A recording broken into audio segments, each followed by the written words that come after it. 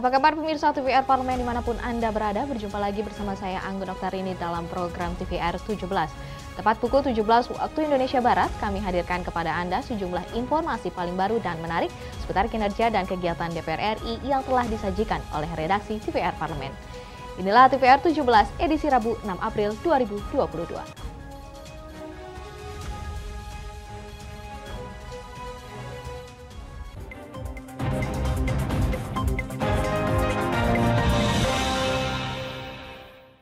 Pemirsa, konflik Rusia dengan Ukraina memasuki hari ke-42. Sejumlah wilayah di Ukraina dikabarkan telah direbut kembali oleh pasukan Ukraina setelah pasukan Rusia menarik diri. Meski begitu, serangan di antara kedua negara masih ada terjadi. Dan anggota Komisi 1 DPR RI meminta pemerintah lebih proaktif untuk menengahi atau memediasi konflik Rusia dan Ukraina melalui jalur diplomasi. Konflik Rusia dengan Ukraina memasuki hari 42. Serangan di antara kedua negara masih ada terjadi. Anggota Komisi 1 DPR RI meminta pemerintah lebih proaktif untuk menengahi atau memediasi konflik Rusia dan Ukraina melalui jalur diplomasi.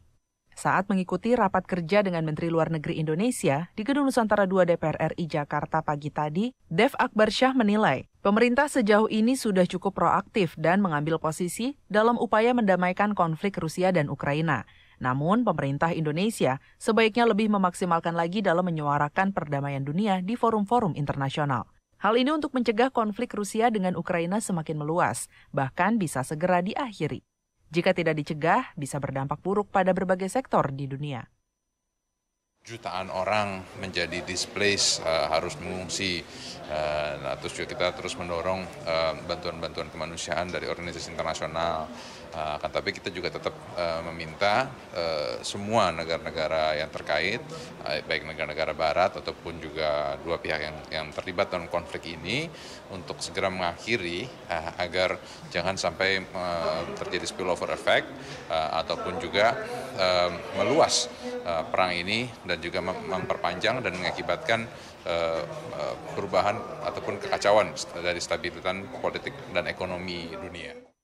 Dalam rapat kerja tadi, Menteri Luar Negeri Indonesia Retno Marsudi menyampaikan Indonesia telah melakukan komunikasi dan konsultasi dengan berbagai negara, termasuk dengan Rusia dan Ukraina.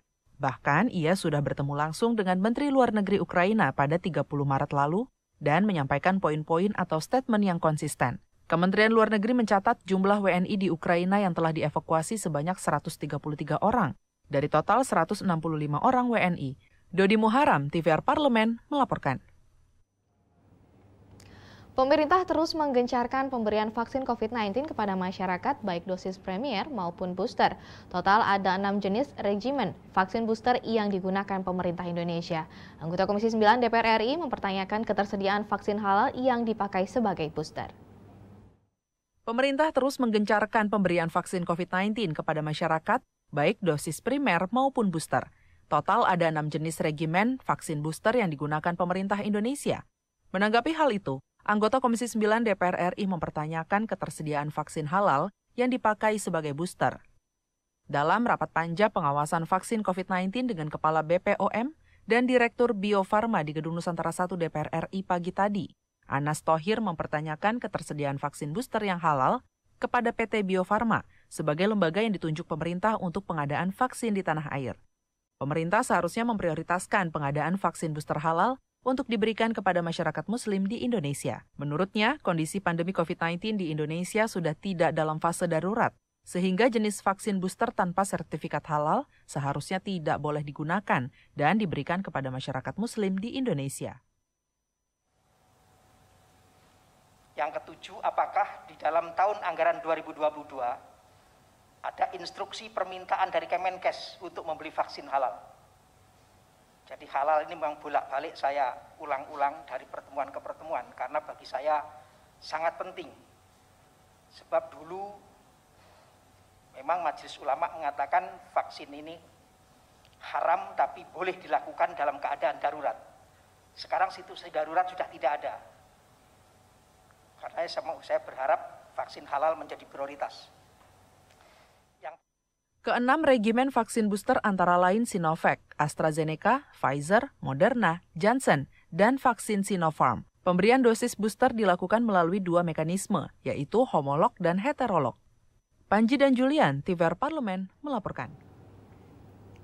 Pada hari ini dan besok, Komisi 11 DPR RI dijadwalkan melakukan uji kelayakan dan kepatutan terhadap 14 calon anggota Dewan Komisioner OJK.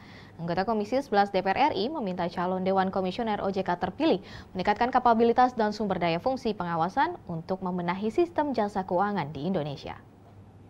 Pada hari ini dan besok, Komisi 11 DPR RI dijadwalkan melakukan uji kelayakan dan kepatutan terhadap 14 calon anggota Dewan Komisioner OJK. Anggota Komisi 11 DPR RI meminta calon Dewan Komisioner OJK terpilih meningkatkan kapabilitas dan sumber daya fungsi pengawasan untuk membenahi sistem jasa keuangan di Indonesia.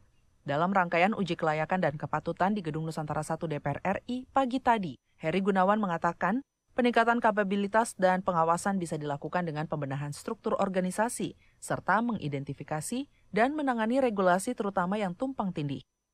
Calon Dewan Komisioner OJK terpilih harus mengembalikan kepercayaan publik terhadap sistem keuangan Indonesia dengan menyelesaikan berbagai permasalahan di industri jasa keuangan yang marak terjadi belakangan ini.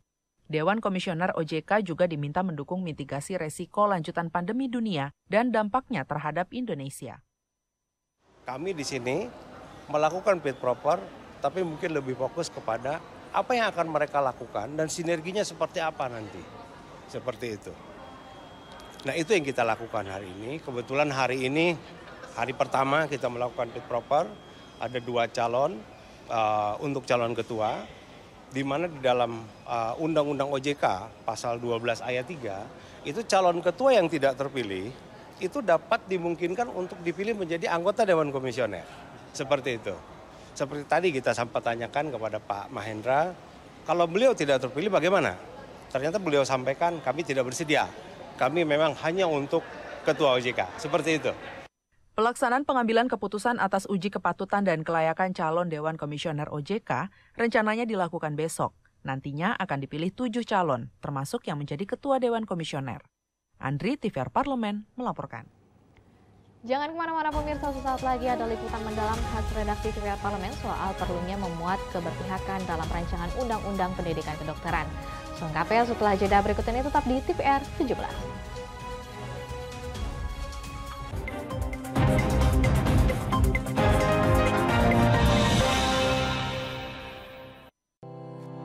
Tugas dan fungsi DPR RI sangat penting bagi negeri ini sebagai pengemban amanat rakyat.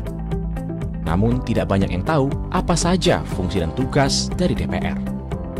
DPR mempunyai 3 fungsi pokok, yaitu legislasi, anggaran, dan pengawasan. Ketiga fungsi tersebut harus dilaksanakan dalam kerangka fungsi representasi yang mengedepankan kepentingan rakyat berdasarkan aspirasi masyarakat dan untuk kesejahteraan rakyat. Dari fungsi legislasi, DPR RI mempunyai tugas dan wewenang untuk menyusun dan menetapkan program legislasi nasional bersama dengan pemerintah, menyusun dan membahas rancangan undang-undang, menerima rancangan undang-undang dari DPD, membahas rancangan undang-undang yang diusulkan oleh Presiden ataupun DPD, menetapkan undang-undang bersama dengan Presiden, menyetujui atau tidak menyetujui peraturan pemerintah pengganti undang-undang yang diajukan Presiden untuk ditetapkan menjadi undang-undang. Sementara, fungsi anggaran membahas dan memberikan persetujuan atau tidak memberikan persetujuan terhadap rancangan undang-undang tentang APBN yang diajukan Presiden, memperhatikan pertimbangan DPD atas rancangan undang-undang tentang APBN dan rancangan undang-undang terkait pajak, pendidikan, dan agama, menindaklanjuti hasil pemeriksaan atas pengelolaan dan tanggung jawab keuangan negara yang disampaikan oleh BPK, memberikan persetujuan terhadap pemindahantanganan aset negara maupun terhadap perjanjian yang berdampak luas bagi kehidupan rakyat yang terkait dengan beban keuangan negara. Dan fungsi pengawasan melakukan pengawasan terhadap pelaksanaan undang-undang, APBN, dan kebijakan pemerintah, membahas dan menindaklanjuti hasil pengawasan yang disampaikan oleh DPD terkait pelaksanaan undang-undang mengenai otonomi daerah, pembentukan, pemekaran, dan penggabungan daerah, pengelolaan sumber daya alam dan sumber daya ekonomi lainnya, pelaksanaan APBN, pajak, pendidikan, dan agama. Terima kasih. Video ini dipersembahkan oleh TV dan Radio Parlemen, Biro Pemerintahan Parlemen, Sekretariat Jenderal, dan Badan Keahlian DPR RI.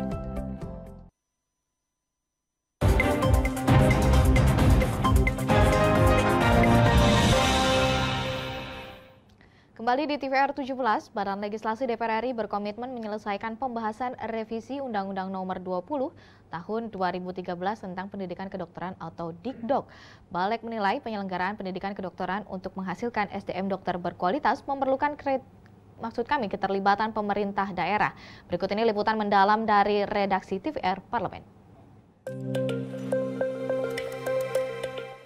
Dalam melakukan pembahasan rancangan Undang-Undang Dikdok, Balik DPR RI memandang perlunya melibatkan peran semua pihak yang terkait dengan pendidikan kedokteran, seperti akademisi, praktisi, dan Pemda.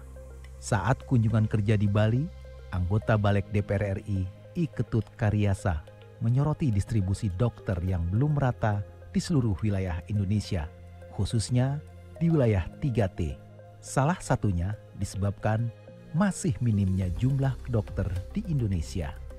Kurangnya SDM dokter di Indonesia disebabkan biaya yang mahal dan waktu tempuh pendidikan yang lama. Pendidikan kedokteran saat ini lebih banyak diikuti kalangan menengah ke atas.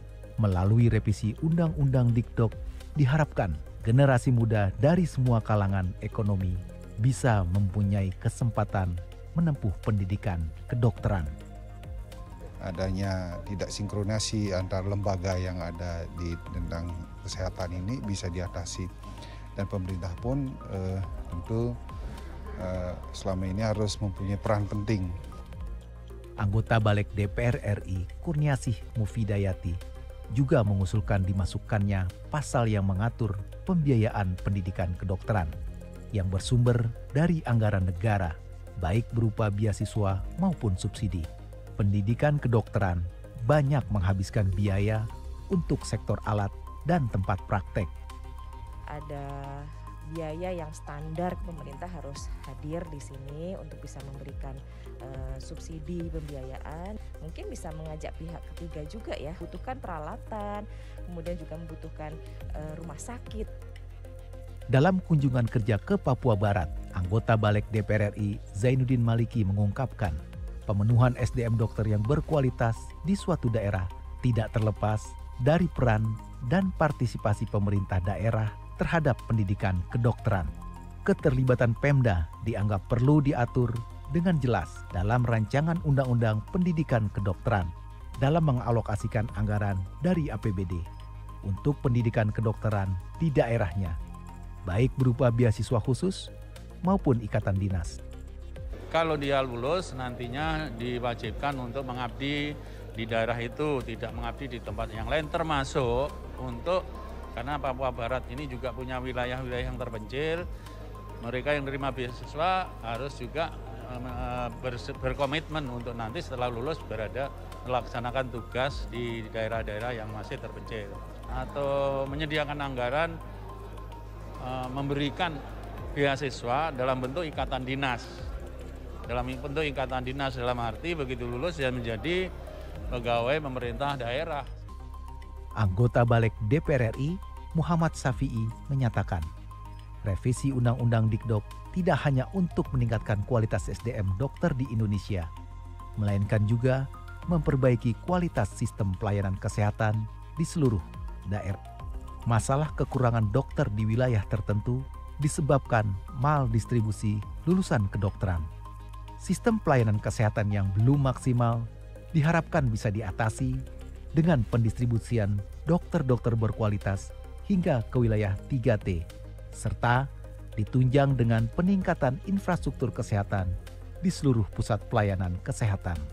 Selama ini kan permintaan daerah maunya dokternya lengkap, tapi partisipasinya nggak ada. Apalagi warganya yang memang punya minat menjadi dokter, tapi tidak punya kemampuan ekonomi untuk keladi kedokteran yang lama dan mahal tadi. Seandainya ada partisipasi dari pemerintah daerah, kita berharap ini menjadi solusi supaya distribusi dokter ke daerah-daerah itu bisa lebih merata, karena itu memang dibiayai oleh pemerintah daerahnya masing-masing. Badan Legislasi DPR RI berharap revisi Undang-Undang Dikdok bisa menyempurnakan pokok-pokok substansi yang sudah dan belum diatur dalam Undang-Undang Dikdok, sesuai dengan praktik dan pengalaman yang terjadi di lapangan. Selain itu, nantinya rancangan undang-undang ini bisa mewujudkan keberpihakan atau afirmasi kepada seluruh elemen masyarakat, khususnya di wilayah terdepan, terluar, tertinggal, atau 3T. Untuk mendapatkan akses pendidikan kedokteran yang berkeadilan dan setara, serta pemenuhan distribusi lulusan pendidikan kedokteran di seluruh wilayah Indonesia. Tim Liputan TVR Parlemen melaporkan. Jangan kemana-mana pemirsa, sesaat lagi kami hadirkan kepada Anda bagaimana tanggapan anggota DPR RI terkait ketersediaan juga keamanan bahan pokok selama Ramadan. Informasi sesaat lagi, tetap di TVR 17.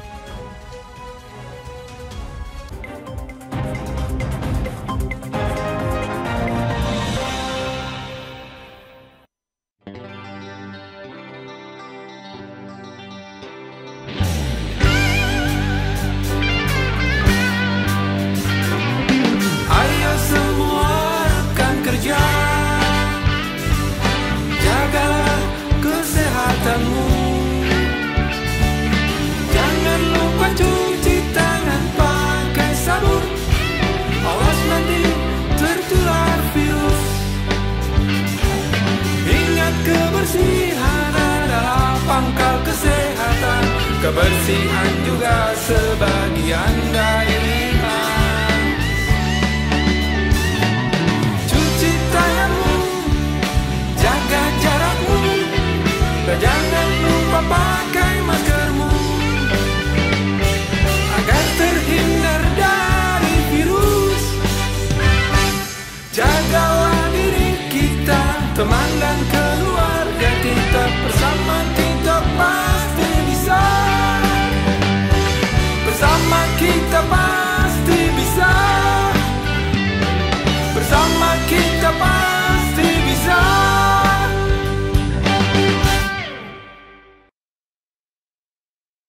Virus corona menjadi perbincangan dunia. Beberapa negara sudah terjangkit. Ribuan orang di Indonesia terkena virus ini. Kita perlu antisipasi dengan melakukan hal berikut. Cuci tangan dengan sabun dan antiseptik. Gunakan masker atau penutup mulut saat bersin dan batuk. Masak telur dan daging hingga matang. Hindari kontak dengan hewan. Tidak saling berjabat tangan. Tidak berinteraksi dengan penderita. Jika memiliki demam tinggi, batuk, pilek, gangguan pernafasan, sakit tenggorokan, dan letih lesu, segera periksakan ke dokter. Waspada virus corona, cegah penyakit sejak dini. Dipersembahkan oleh TVR Parlemen, Biro Pemberitaan Parlemen, Sekjen dan DK DPR RI.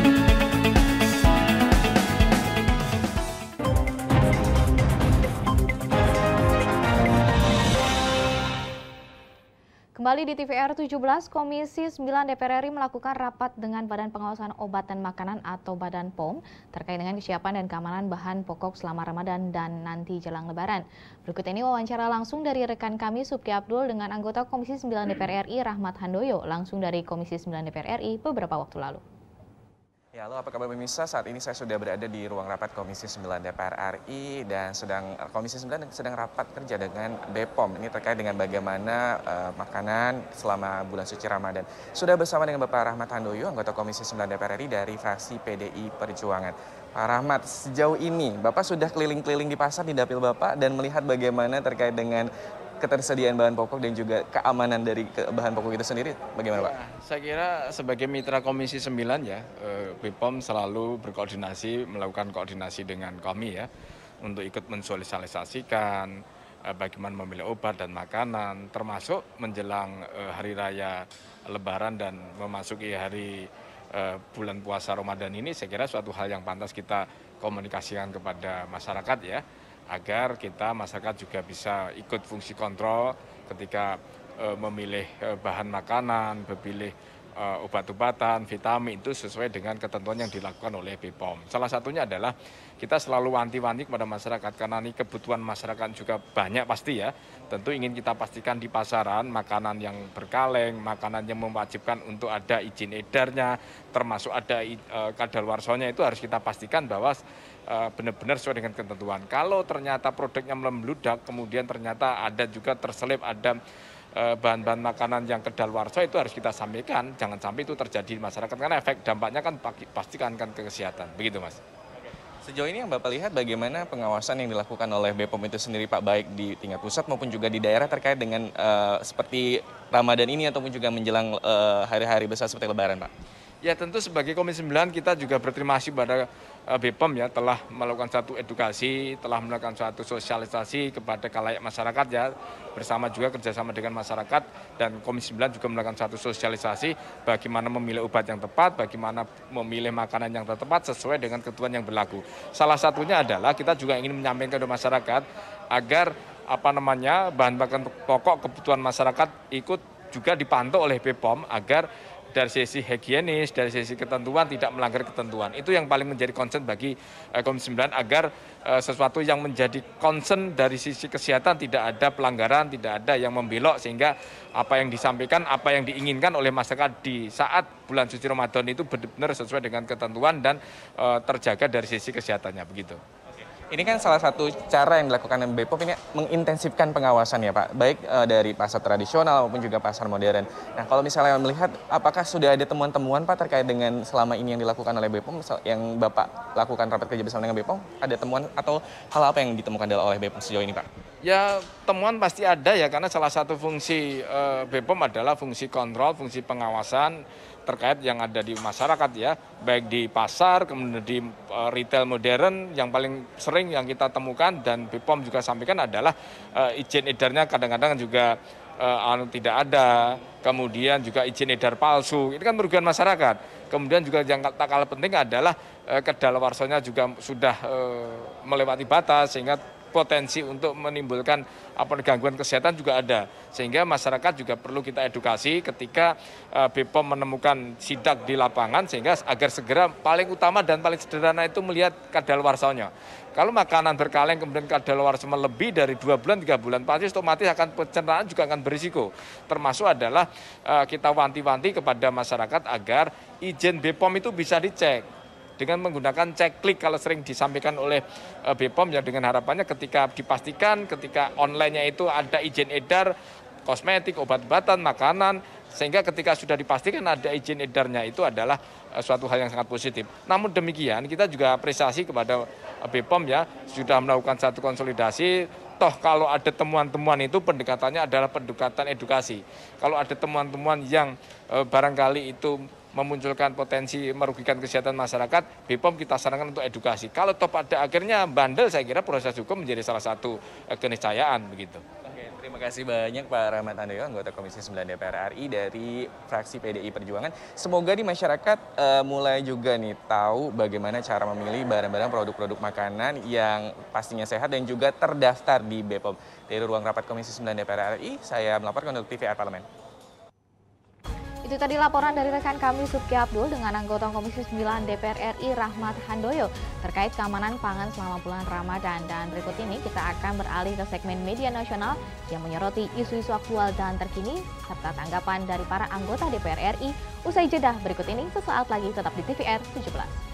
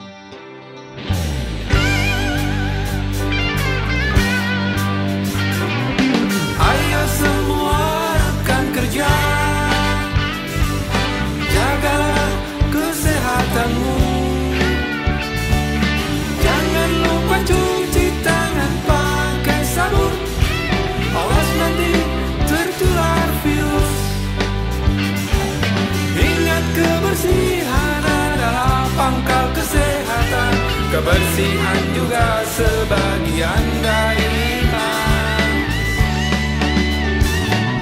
Cuci tanganmu, jaga jarakmu, dan jangan lupa pakai maskermu agar terhindar dari virus. Jagalah diri kita, teman dan keluarga kita, bersama kita pasti bisa. Bersama kita pasti bisa. Bersama kita pasti bisa.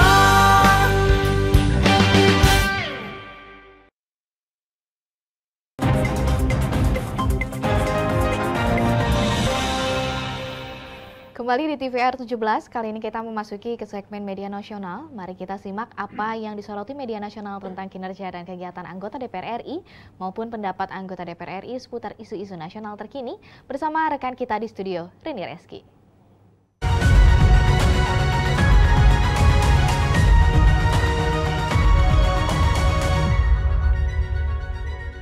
Baik, pemirsa, kita masuk ke headline media online pada hari ini yang menyoroti soal tanggapan dari Ketua DPR RI yaitu Puan Maharani yang menilai pemulihan ekonomi dalam transisi COVID-19 harus dirasakan rakyat. Kita bisa lihat di sini di layar kaca kita, di sini Ketua DPR RI Puan Maharani mengapresiasi gotong royong seluruh elemen bangsa dalam upaya pengendalian COVID-19 yang kian hari semakin menemukan titik cerah. Di sini juga Puan berharap pemulihan kondisi kesehatan saat ini juga diikuti oleh pemulihan ekonomi yang dirasakan rakyat, dan Puan mengatakan sebagaimana pemulihan kesehatan dirasakan masyarakat di seluruh lapisan. Dan pemulihan ekonomi juga harus dirasakan masyarakat sampai ke tingkat paling bawah. Di sini juga kondisi pemulihan ekonomi tidak boleh hanya di atas kertas. Tidak boleh hanya angka-angka, tetapi harus benar-benar dirasakan rakyat. Dan oleh karena itu, Puan mengimbau segala kondisi dan tantangan yang membuat rakyat sulit merasakan pemulihan ekonomi harus segera diatasi pemerintah. Jangan sampai ketika pemerintah bicara pemulihan ekonomi dalam masa transisi, harga-harga komoditas dan BBM justru meningkat. Terlebih di saat kebutuhan dan mobilitas masyarakat yang semakin meningkat mendekati Lebaran. Di sini juga Ketua DPR RI menekankan, mengklaim pemerintah soal tren pemulihan ekonomi di masa transisi COVID-19 harus sejalan dengan apa yang dirasakan rakyat. Terlebih, sejumlah program insentif seperti penghapusan pajak penghasilan yang selama ini diterapkan pandemi sudah tidak berlaku lagi. Ya, jangan sampai segala keringanan untuk rakyat selama pandemi sudah dihentikan atau satu persatu, tetapi pemulihan ekonominya belum dirasakan. Sehingga beban ekonomi rakyat bukannya berkurang, malah semakin berat. Itu tadi ya. Dan dari media online kita beralih ke berita selanjutnya, yaitu yang menjadi headline media online banyak media, yakni mengenai anggota DPR RI dukung pemerintah lakukan kemandirian pangan. Di sini anggota Komisi 6 DPR RI bisa kita lihat, Intan Fauzi mendukung pemerintah melakukan kemandirian pangan dalam rangka mengatasi kenaikan harga sembako. Pada minggu pertama Ramadan ini, harga sembako kembali mengalami kenaikan seperti minyak goreng, gula pasir, bawang merah, bawang putih, serta daging ayam dan sapi. Dan di sini menurut Intan, kenaikan harga pangan ini jadi masalah klasik yang selalu terjadi tiap tahun. Di sini juga kenaikan harga sembako memang sudah menjadi tren pada waktu tertentu seperti pada menjelang Ramadan dan Lebaran serta Natal dan Tahun Baru. Di sini Intan juga mengatakan kenaikan ini terjadi lantaran kebutuhan masyarakat yang meningkat sekitar 10 sampai dengan 15%.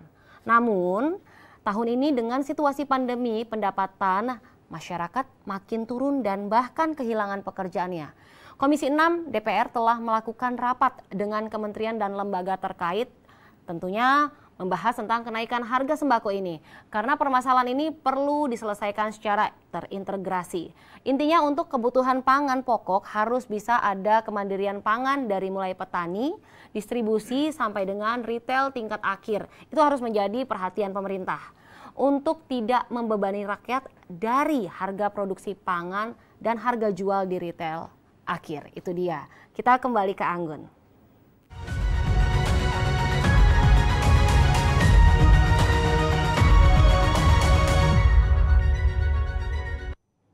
Terima kasih Rini yang telah menyampaikan sejumlah sorotan dari media online nasional pada hari ini. Pemirsa TVR Parlemen, dan kita juga sudah membahas apa saja yang menjadi pembahasan di segmen media tadi sekaligus menutup program TVR 17 edisi sore hari ini. Jangan lupa kembali kami ingatkan kepada Anda, virus COVID-19 masih ada, untuk itu terus taati protokol kesehatan dimanapun Anda berada. Kami mengucapkan selamat menunaikan ibadah puasa Ramadan bagi pemirsa yang menjalankan. Saya Anggun Aksarini serta segenap kru TVR Parlemen yang bertugas mengucapkan terima kasih dan sampai jumpa.